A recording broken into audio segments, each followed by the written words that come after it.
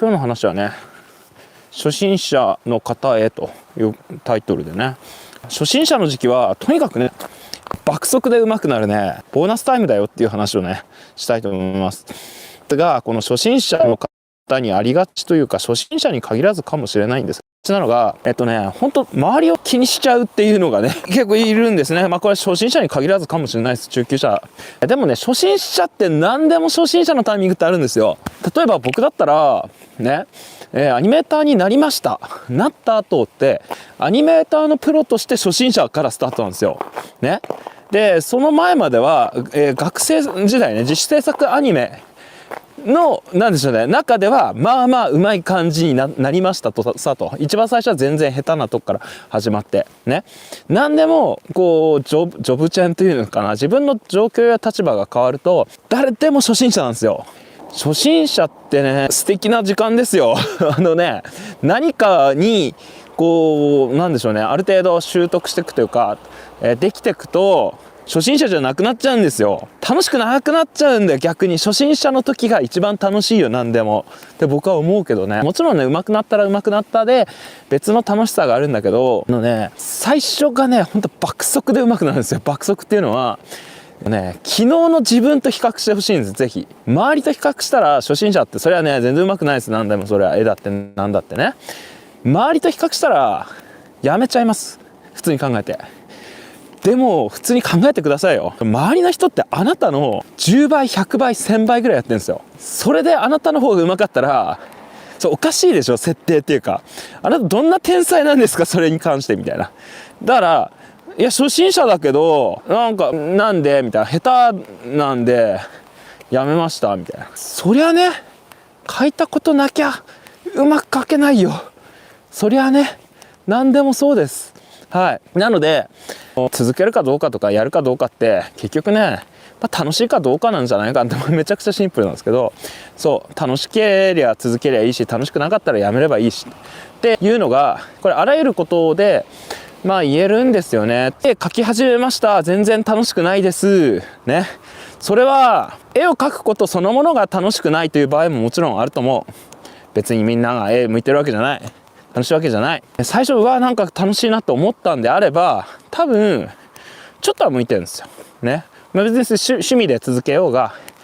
将来何らかの形で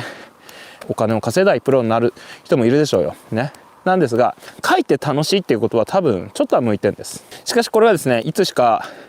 辛くなると、書くのが。これね、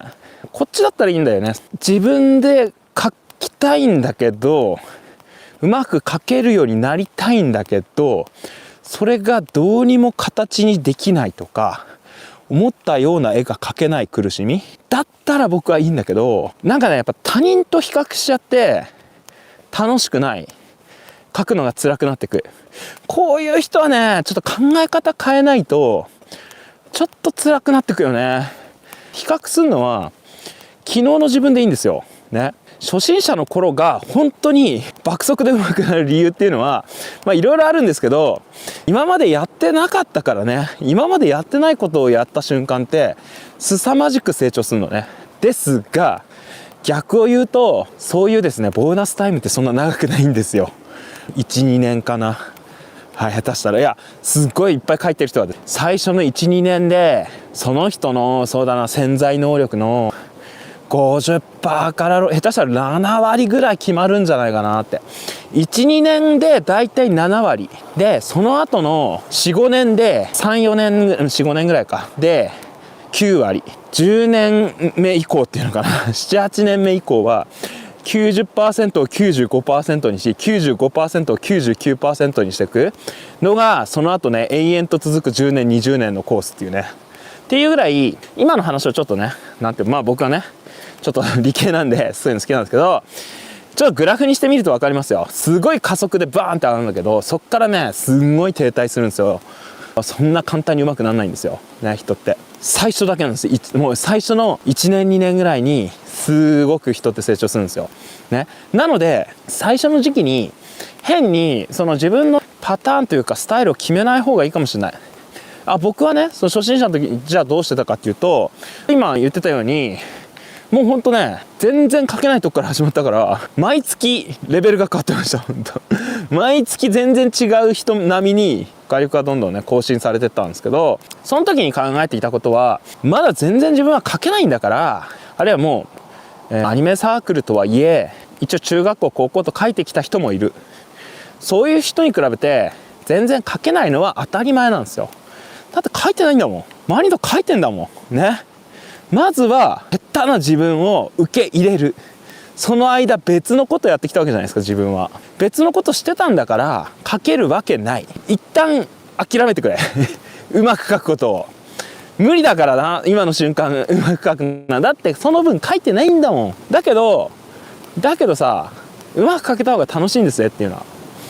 じゃあどうするかっていうと、見ながら書くんですよ。今だったらもう下敷きにしたっていいよ、僕のその素体集とか買っていただいて、もうどんな形であれうまい絵を描こうって。うまい絵っていうのは楽しくコスパよく最大限に楽ちんにして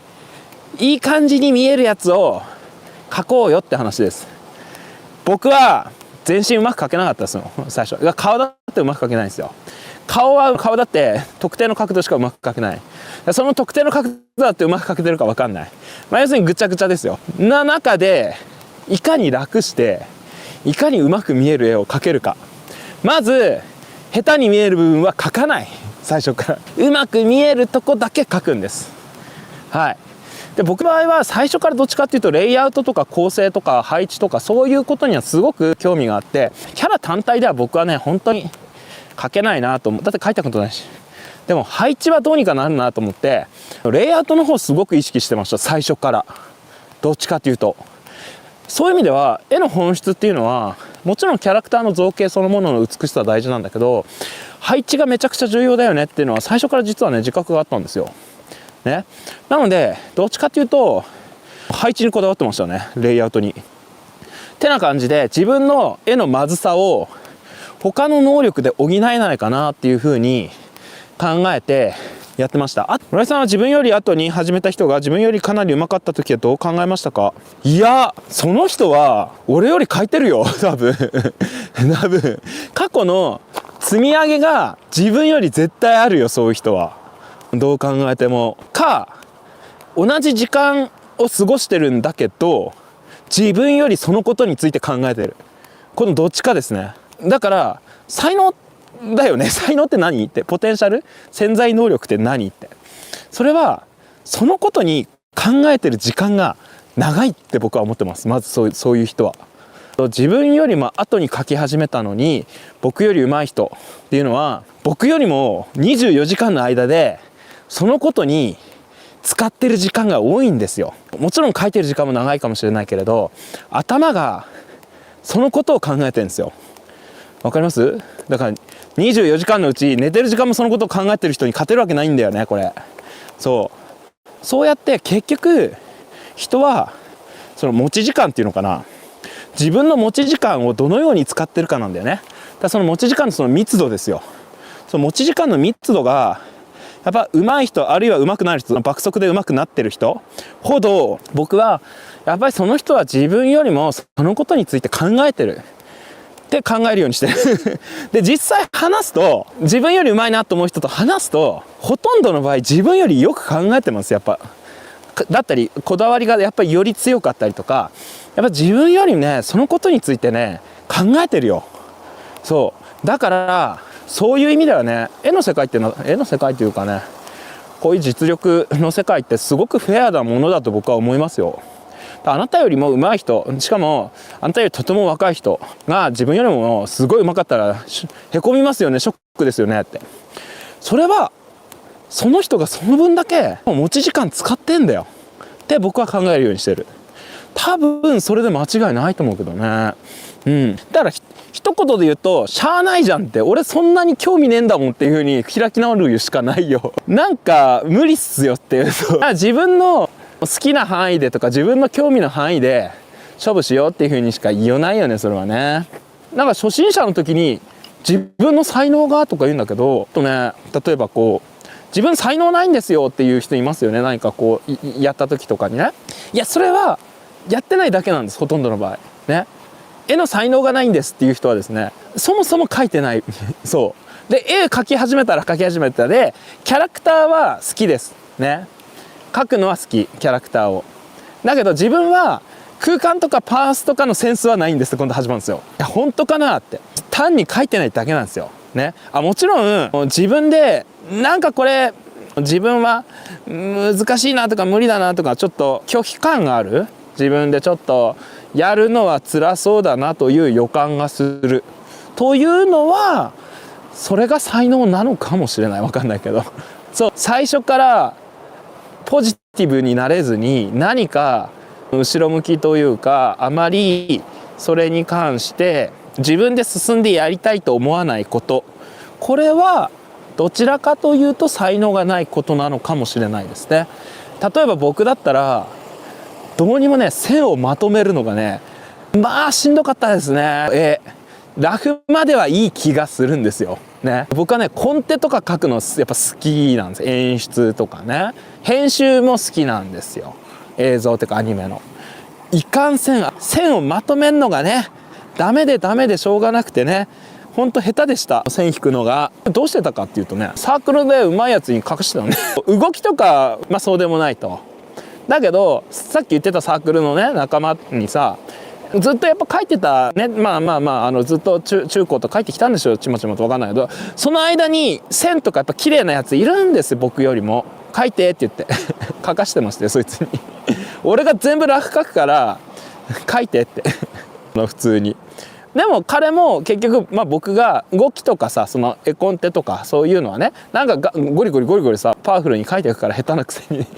絵が下手なくせにゴリゴリと動きを描いていく。それが才能だったのかも分かんないけど、動きはね僕ね最初からねある程度なんとなく描けましたなんでかって言ったら、コマ送りしてそのまま模写するんですよ、走りとかね、始めた時からある程度描けた。なんでかって言ったら、頭の上下動をちゃんとね忠実に再現するんですよ、頭の上下動。そしたらちゃんと歩いて見えるから、走って見えるから。